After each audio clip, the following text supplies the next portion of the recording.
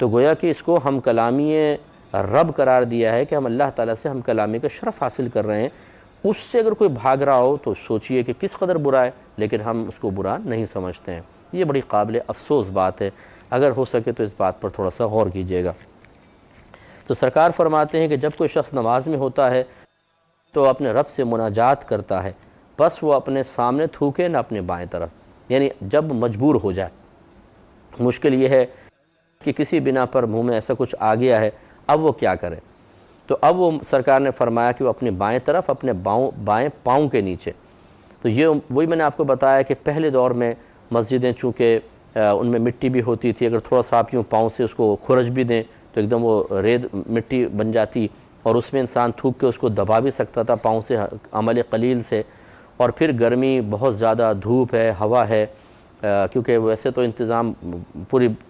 مطلب جیسے آج ہماری پکی مسجدیں ہیں کہ اگر ہم کھڑکی دروازے بند کر دیں تو ہوا کا گزر نہیں، ایسا نہیں تھا. تو وہاں کا حکم کچھ اور تھا. آج کل کے دور میں بہتر یہ ہے کہ اگر کوئی یہ سمجھتا ہے کہ ایسی صورتحال نماز میں پیدا ہو سکتی ہے تو وہ اپنی جیب میں لازم رومال رکھے اور اس رومال کے اندر وہ اس چیز کو لے لے اور بعد میں باہر جا کر پھینک دے. آگے فرمایا کہ باب من صفق جاہلا من الرجال فی صلاتہ لم تفسد صلاتہ. جس مرد نے ناواقفیت کی حالت میں اپنی نماز میں تالی بجائی تو اس کی نماز فاسد نہیں ہوگی.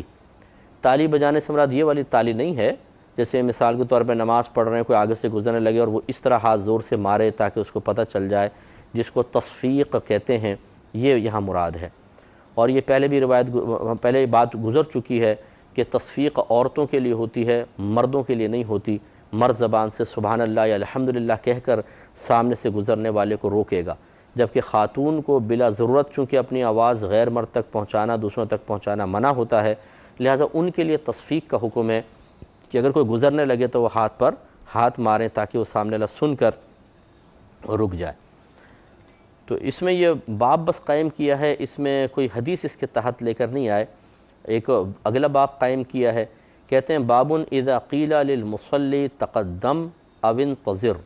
فانتظر فلا بأس. کہتے ہیں جب نمازی سے کہا گیا ہو کہ آگے بڑھو یا انتظار کرو اور اس نے انتظار کیا تو کوئی حرج نہیں ہے. اس کے تحت ایک حدیث لائیں، 1215 نمبر حدیث پاک ہے. حضرت سہل بن سعد رضی اللہ تعالی عنہ بیان کرتے ہیں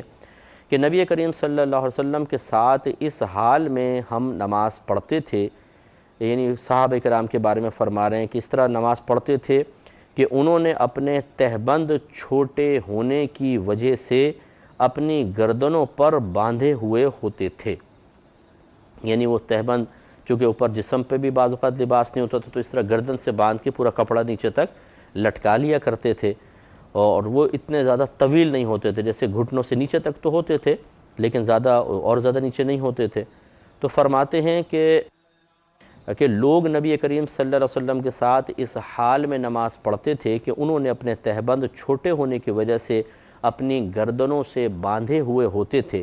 تو عورتوں سے کہا گیا کہ تم اس وقت تک اپنے سروں کو نہ اٹھایا کرو یہاں تک کہ مرد سیدھے بیٹھ جائیں. تو یہ حدیث پہلے بھی آئی تھی. نماز میں صفوف کی ترتیب اس طرح ہے کہ پہلے امام کھڑے ہوں گے، پھر بالغ مرد حضرات ہیں، پھر اگر بچے ہیں تو وہ ان کے پیچھے، پھر پیچھے عورتیں ہیں. تو اب چونکہ صحابہ کرام نے جب ہجرت فرمائی تو شروع میں ظاہری طور پر مال و دولت کی وسعت نہ تھی، وہ ان کے پاس بہت کچھ تھا مکے میں، لیکن اللہ تبارک و تعالیٰ کی رضا اور اپنے رسول کے حکم کی تعمیل میں سر تسلیم خم کرتے ہوئے انہوں نے بے سر و سامانی کے عالم میں ہجرت کی، اور یہ نہ سوچا کہ وہاں پر جا کے ہمیں کیا ملے گا کیا نہیں، کس طرح گزارا کریں گے. جب اللہ اس کے رسول نے فرمایا تو بس، جب حکم ان کا ہے تو اللہ ہی دینے والا ہے، وہی سنبھالے گا. اور نبی کریم صلی اللہ علیہ وسلم نے جب حکم فرما دیا تو اس کے بعد پھر سوچنے کی گنجائش نہیں ہے. تو وہ صحابہ پھر یہاں پر آئے، ایسے مالدار صحابی کہ جو ہزاروں لوگوں کو روزانہ کھانا کھلایا کرتے تھے، وہ جب یہاں پر آئے ہیں تو وہ فاقے سے ہیں. ایسی صورتحال ہے، لیکن الحمدللہ نہ پیشانی کے اوپر کوئی بل ہیں، نہ چہرے کے اوپر ناگواری اور کراہت کے آثار ہیں، نہ زبان پہ، نہ قلب میں شکوہ ہے. ہر اللہ کی رضا پر راضی ہیں، خوش ہیں، خرم ہیں، کیونکہ ان کو اس ہجرت کے جواب میں اور ان قربانیوں کے جواب میں اللہ تعالیٰ کی طرف سے انعام اور جنت کا یقین تھا، اللہ کی رضا کا یقین تھا، اور اسی یقین کامل کی بنا پر بڑی بڑی مشکلات ان کے لیے آسان ہو جایا کرتی تھیں۔ کاش اللہ تعالیٰ یہی جذبہ آپ کو مجھے بھی عطا فرما دے۔ ہم دنیا کی آسانیوں کے لیے سب کچھ کرنے کے لیے تیار ہوتے ہیں، حرام تک میں کود جاتے ہیں، لیکن اللہ تعالیٰ اس کے رسول کے وعدہ آخرت پر یقین رکھتے ہوئے اور ان کی طرف سے انعامات کے تمام تر وعدوں کو جاننے کے باوجود عبادات کی طرف مائل نہیں ہوتے، گناہ چھوڑنے کی طرف مائل نہیں ہوتے، نیک لوگوں کی صحبت اختیار کرنے کی طرف مائل نہیں ہوتے۔ یہی وجہ ہے کہ ہم میں اور صحابہ میں زمین آسمان کا فرق ہے۔ ان کا یقین، ان کا ایمان ان کو کہاں تک لے گیا، اور ہماری بے یقینی کی کیفیات، نام کے ہم مسلمان ہیں اور ہمارے دلوں میں یقین ابھی کامل طور پہ جڑ نہیں پکڑ گیا ہے۔ مومن ہیں، ایمان والے ہیں، لیکن اس میں جو پختگی چاہیے، ایمان کے اندر یقین کامل چاہیے، وہ کاملیت ابھی تک حاصل نہیں ہو پا رہی ہے۔ یہ افسوسناک صورتحال ہے۔ تو اب وہ صحابہ کرام چونکہ وہ گردن سے اس کو باندھا ہوا کپڑے کو، اگرچہ وہ نیچے تک ہے، پنڈلیوں تک ہے، لیکن جب آدمی حالت سجدہ میں جاتا ہے تو بعض اوقات اس طرح خوف ہو سکتا ہے، خطرہ ہو سکتا ہے کہ کپڑا تھوڑا سا زیادہ اوپر تک ہو جائے، پنڈلیاں گھٹنے تک ظاہر ہو جائیں، یہ ہو سکتا ہے۔ تو پھر عورتوں کو تلقین کی گئی کہ جب وہ سجدے میں جائیں تو اچھی طرح پہلے اطمینان کر لیں، کیونکہ جب سرکار تکبیر فرما رہے ہیں، سجدے میں گئے اللہ اکبر، اور پھر جب سرکار اللہ اکبر فرمائیں گے تو پھر صحابہ کرام اٹھیں گے، تو خواتین کو گویا کہ حکم تھا کہ سرکار کی تکبیر سن کر فوراً نہ اٹھیں، بلکہ تھوڑا سا وقفہ کر کے پھر اٹھیں، تاکہ یقین ہو جائے کہ صحابہ کرام مرد حضرات ہم سے پہلے کھڑے ہو گئے۔ کیونکہ اگرچہ کوئی بھی جان بوجھ کے نگاہ نہیں ڈالتا، لیکن کبھی کبھار ایسا ہوتا ہے کہ بے خیالی میں نگاہ اڑ جائے، تو یہ پسند نہ کیا گیا کہ بے خیالی میں بھی کسی کی پنڈلی وغیرہ پر، کسی کی ٹانگ پر نظر پڑے، تو اس لیے یہ حکم شرع دیا گیا۔ تو اس لیے ایسے معلوم ہوا کہ ہماری شریعت نگاہوں کی حفاظت کا بڑا حکم دیتی ہے۔ شریعت نہیں چاہتی تھی کہ عورت کی نگاہ پڑے، اور اسی طرح شریعت نہیں چاہتی ہے کہ مردوں کی نگاہ عورتوں پر پڑے۔ تو حالت نماز میں بھی نگاہ کی کتنی حفاظت کا حکم ہے، جبکہ حالت نماز میں انسان اللہ کے قریب ہوتا ہے، توجہ نماز کی طرف ہوتی ہے۔ عام حالات میں آدمی ہو تو پھر بھی کچھ خیالات آ جاتے ہیں، لیکن اگر نماز پڑھ رہے ہوں تو پھر تھوڑی بہت شرم آتی ہے کہ یار حالت نماز میں ایسا ہم سوچیں، تو وہ ایک یعنی پاکیزہ حالت ہوتی ہے، اور اس میں ہم ایک مؤدبانہ حالت قائم کر کے اللہ تعالیٰ کی بارگاہ میں کھڑے ہوتے ہیں، تو وہ حالت بھی بہت سارے وساوس شیاطین کو روکنے میں ہمارے لیے معاون ہوتی ہے۔ اس کے باوجود نظر کے بارے میں خاص تلقین کی گئی۔ تو جب ایسی حالت میں، نماز کی حالت میں اور ایسے مقدس مقام پر تلقین کی گئی ہے، تو پھر باہر نکل کے تو بدرجہ اولیٰ خیال کرنا چاہیے۔ اس لیے ان باتوں پر ہمیں اچھی طرح توجہ رکھ کر اپنی نگاہوں کی حفاظت کا اہتمام کرنا چاہیے۔ اگلی روایت کی طرف آتے ہیں۔ باب قائم کیا ہے باب لا يرد السلام فی الصلاۃ، یعنی نماز میں سلام کا جواب نہ دینے کا باب۔ حدیث نمبر 1216، حضرت عبداللہ رضی اللہ تعالیٰ عنہ اس کے راوی ہیں، وہ بیان کرتے ہیں کہ میں نبی کریم صلی اللہ علیہ وسلم کو نماز میں سلام کرتا تھا، آپ مجھے سلام کا جواب دیتے تھے، پس جب ہم لوٹے، یعنی حبشہ گئے تھے، وہاں سے جب آپ واپس لوٹے تو میں نے آپ کو سلام کیا تو آپ نے جواب نہیں دیا، اور فرمایا، یعنی پھر نماز سے فارغ ہو کر نبی کریم نے فرمایا کہ بے شک نماز میں مشغولیت ہوتی ہے۔ یعنی گویا کہ یہ پہلے بھی ہماری حدیث گزر چکی ہے کہ پہلے جو نبی کریم صلی اللہ علیہ وسلم باقاعدہ کلام فرماتے تھے، صحابہ آپس میں ایک دوسرے سے کلام کرتے تھے، لیکن بعد میں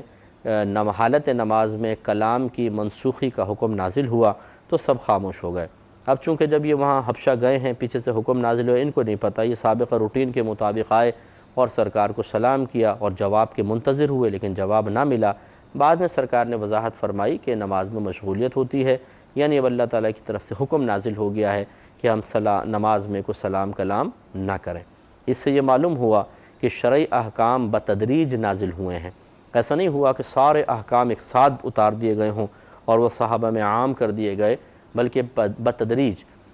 تو کبھی ایسا ہوتا ہے کہ ایک حکم ایک خاص مدت کے لیے نازل کیا جاتا ہے، جب اس حکم کی مدت تمام ہو جاتی ہے تو اس ایک نیا حکم نازل کرتے ہیں جو پچھلے حکم کو کی مدت کو ختم کر دیتا ہے یا ظاہر کر دیتا ہے کہ پچھلے حکم کی مدت پوری ہو گئی ہے، اب یہ حکم چلے گا۔ تو جو اس طرح بعد میں حکم نازل ہوتا ہے اس کو ناسخ کہتے ہیں، اور جو پیچھے حکم کی مدت پوری ہو گئی اس کو منسوخ کہا جاتا ہے۔ اور ناسخ و منسوخ کا علم بہت ضروری ہے۔ اگر کسی نے یہ علم نہ سیکھا ہو تو بعض اوقات یہ ہو سکتا ہے کہ وہ اگر منسوخ پر مطلع تھا، ناسخ کو نہیں جانتا، تو وہ اس حکم کو لوگوں میں عام کرتا رہے گا جس حکم کو اللہ تبارک و تعالیٰ اس کے رسول نے اب منع فرما دیا، اس کی مدت کو ختم فرما دیا، اس کی مدت کے اختتام کو بیان کر دیا ہے۔ اور یہ اچھی طرح یاد رکھیں کہ اکثر ایسا ہوتا ہے کہ منسوخ پر عمل کرنا حرام ہوتا ہے، کیونکہ اب چونکہ اس کے خلاف حکم آ گیا نا، اس حکم کو اللہ تعالیٰ اس کے رسول نے منع فرما دیا، تو جس کو منع کر دیا اگر ہم اس کو کر رہے ہیں تو اس کا مطلب گرفت ہے۔ اور اسی لیے میں نے بعض اوقات کا لفظ کہا ہے، بسا اوقات ایسا ہوتا ہے کہ ایک حکم منسوخ ہو جاتا ہے لیکن اگر کوئی اس پر عمل پیرا ہو تو وہ گناہگار نہیں ہوتا، بعض صورتیں ایسی بھی ہیں۔ لیکن بہرحال تو اسی لیے عوام کو کہا جاتا ہے کہ جب آپ کوئی کسی جگہ حکم پڑھیں، کوئی حدیث میں بات آ گئی اور وہ اکثر جو علماء کر رہے ہیں، مسلمان کر رہے ہیں، اس کے خلاف آپ کو نظر آئے تو آپ فوراً یہ دل میں خیال کرنا کہ یار اس کا مطلب ہے سارے علماء اس حدیث کے خلاف کر رہے ہیں، یہ تو سارے گناہگار ہو رہے ہیں، یہ نہ سوچیں، بلکہ ایک لمحے کے لیے پہلے یہ سوچ لیں کہ ہو سکتا ہے جس حدیث کو میں پڑھ رہا ہوں اس میں جو حکم بیان ہوا یہ منسوخ ہو چکا ہو۔ اس لیے فوراً علماء کو یا عوام کو برا بھلا کہنا یا ہیرو بننے کے لیے اکثر ایسی ہوتا ہے کہ فوراً اس کو ایک پوسٹ بنائی اور فیس بک پہ ڈال دی کہ آج کل کے علماء کو اللہ ہدایت عطا فرمائے، یہ ہیڈنگ ڈال دی، دیکھیں حدیث میں یہ علماء یہ کر رہے ہیں۔ تو ارے بھائی یہ آپ کیا کر رہے ہیں؟ اگر آپ نے اس طرح منسوخ حکم کو بیان کر کے اور علماء کی عزت پر حملہ کرنے کی کوشش کی تو آپ شدید قسم کے گناہ کبیرہ کے مرتکب ہوں گے اور بہت سخت آپ کو سزا مل سکتی ہے، اس لیے اس پر توجہ فرمائیں۔ آگے ارشاد فرمایا، حدیث نمبر ہے 1217 نمبر حدیث پاک، اور اس کے راوی ہیں حضرت جابر بن عبداللہ۔ وہ کہتے ہیں کہ مجھے رسول اللہ صلی اللہ علیہ وسلم نے کسی کام سے بھیجا، میں گیا پھر واپس آیا اور میں وہ کام کر چکا تھا، تو میں نے نبی کریم صلی اللہ علیہ وسلم کی خدمت میں حاضر ہو کر آپ کو سلام کیا تو آپ نے مجھے جواب نہ دیا۔ کہتے ہیں اس سے میرے دل میں اتنا رنج ہوا کہ اللہ ہی اس کو زیادہ جانتا ہے، اور میں نے دل میں کہا کہ شاید نبی کریم صلی اللہ علیہ وسلم مجھ پر اس وجہ سے ناراض ہوئے ہیں کہ میں نے کام میں تھوڑی دیر کر دی ہے۔ میں نے پھر آپ کو سلام کیا، آپ نے پھر مجھے جواب نہ دیا، تو فرماتے ہیں میرے دل میں اب پہلی مرتبہ سے زیادہ رنج ہوا۔ میں نے پھر سلام کیا تو آپ نے مجھے جواب دیا۔ پھر فرمایا کہ مجھے تمہارے سلام کا جواب دینے سے صرف یہ چیز مانع تھی، یعنی یہ چیز رکاوٹ بن رہی تھی کہ میں نماز پڑھ رہا تھا۔ اور پھر یہ کہتے ہیں کہ اور آپ اپنی سواری پر غیر قبلہ کی طرف رخ کر کے نماز پڑھ رہے تھے۔ اس حدیث کی اب وضاحت یہ ہے کہ حضرت جابر بن عبداللہ رضی اللہ تعالیٰ عنہ بڑے جلیل القدر صحابی ہیں، سرکار نے آپ کو کام سے بھیجا، اور حضرت جابر بھی اس وقت تک نماز میں کلام کرنے کی منسوخیت پر مطلع نہیں تھے۔ جب آپ کام کر کے واپس آئے ہیں، سرکار نماز پڑھ رہے ہیں اور آپ نفل نماز پڑھ رہے تھے،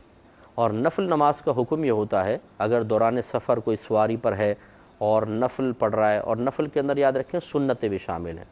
جب ہم نفل کا لفظ کہتے ہیں تو فرض اور واجب کے علاوہ جو بھی نمازیں وہ نفل میں شامل ہے، وہ سنت موقدہ بھی ہے، غیر موقدہ، اور پھر جس کو ہم خاص نفل کہتے ہیں، سب کا حکم یہی ہے کہ جب انسان دوران سفر ہو تو اس میں چلتی سواری پر بھی ان کو بلا کراہت پڑھ سکتے ہیں، اور کعبۃ اللہ کی طرف رخ کرنا بھی ضروری نہیں ہے، بلکہ جس رخ سواری جا رہی ہے، آپ کی ٹرین ہے یا جہاز جا رہا ہے یا بس جا رہی ہے، آپ اسی رخ پہ نماز پڑھ سکتے ہیں، نماز صحیح ہے، جیسے کہ اس روایت میں۔ تو اب ہوا یہ کہ سرکار صلی اللہ علیہ وسلم نماز پڑھ رہے ہیں، سواری کے اوپر نفل پڑھ رہے ہیں، تو اب جیسے اس طرح سرکار بیٹھے ہوں گے تو آپ نے آ کے سلام کر ڈالا، سرکار نے جواب نہیں دیا، تو اس سے آپ کے دل میں ایک رنج پیدا ہوا، غم پیدا ہوا، اور اس کے اسباب وغیرہ میں عرض کرتا ہوں، لیکن اب چونکہ ٹائم کم ہے، انشاءاللہ اس پہ تفصیلی کلام کریں گے نیکسٹ پروگرام میں۔ وآخر دعوانا ان الحمدللہ رب العالمین۔